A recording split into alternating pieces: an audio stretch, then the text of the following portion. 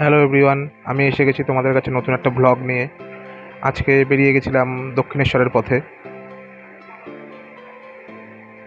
বৃষ্টি বৃষ্টি ওয়েদার দেখে বেরিয়েছিলাম, কিন্তু বৃষ্টি হট করে উধাও হয়ে গেল। রোদ্দুর। চলো দেখানো যাক। এখন আমরা যাচ্ছি দমদম জংশনের উদ্দেশ্যে। সেখানে নামবো, তারপরে দেখাচ্ছি, দেখতে থাকো। আমরা পৌঁছে গেছি দমদম জংশন স্টেশনে। এখন আমরা ডানকুনি লোকালের জন্য অপেক্ষা করছিলাম। ডানকুনি লোকাল কিছুক্ষণের মধ্যেই চলে আসবে ট্রেনটি, দেখতে থাকো। নেমে গেছি আমরা দক্ষিণেশ্বর স্টেশনে। এখন দক্ষিণেশ্বর মা কালীর মন্দিরের দিকে আমরা আগাবো। সাথে থাকো, দেখতে থাকো।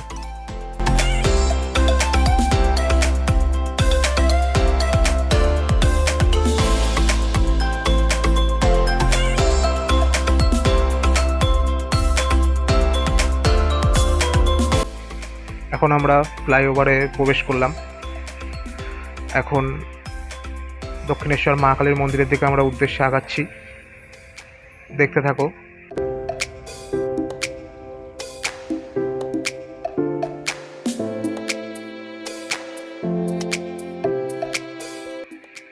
এখানে সবাই ছবি তুলছে। এই যে আমরা মন্দিরের সামনে চলে এসেছি। এখন আমরা মন্দিরের গেট থেকে ঢুকবো। 3-4 বছর আগে এসেছিলাম দক্ষিণেশ্বর, অনেক দিন পরে আবার আসলাম। অনেক কিছুই পাল্টে গেছে মন্দিরের, শুনেছি। দেখা যাক। রামকৃষ্ণদেবের ছবিটা তুলে নিলাম, সুন্দর লাগছিল। Hello everybody. রোদ্দুর ছিল, বাট ঠিক আছে, চলে যাওয়ার মতন। এখন আমরা ডালার দিকে চলে যাচ্ছি, ডালা নেব, তারপরে মন্দিরে ঢুকবো। ডালা নিয়ে আমাদের পুজো দেওয়া হয়ে গেছে। মোবাইল, ব্যাগ কিছু নিয়েই ঢুকতে দিচ্ছিল না, তাই তখন ভিডিওটা করতে পারিনি। এখন আমরা চলে এসেছি কিছু একটু খাবার জন্য। যদিও এখানে সেরকম খাবার কিছু নেই, এখানে আছে ভেলপুরি, আইসক্রিম, এই কিছুই। আমরা ভেলপুরি খেয়েছিলাম আর একটু জল নিয়ে নিলাম। এখন আমরা একটু গঙ্গার দিকে যাব। এই যে গঙ্গার পাড়,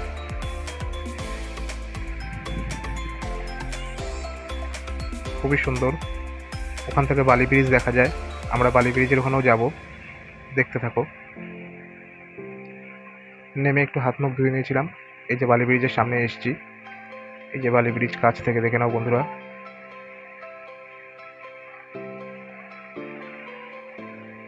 এটা লঞ্চের ঘাট। লঞ্চের ঘাটের পাশেই বালি ব্রিজে যাওয়ার রাস্তা আছে, সেখান থেকে আমরা চলে এসেছিলাম।